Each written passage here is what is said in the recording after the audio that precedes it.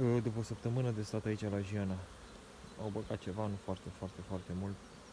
Salcum am florit acum vreo 2 zile, cam așa. Încă nu-i deschis cum trebuie tot. Au băgat un pic, n-am cântat, deci nu pot să spun cantitatea, dar da, e ok.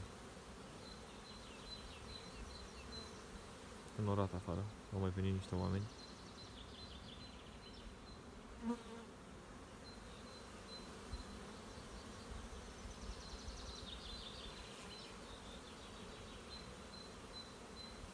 Da, am pus și corpul al treilea, dar nu are nicio treabă, numai acolo, 1 și 2. Al treilea pentru orice eventualitate. 45 de familii sunt. Gata, ne pregătim de plecare. Ceau, ceau.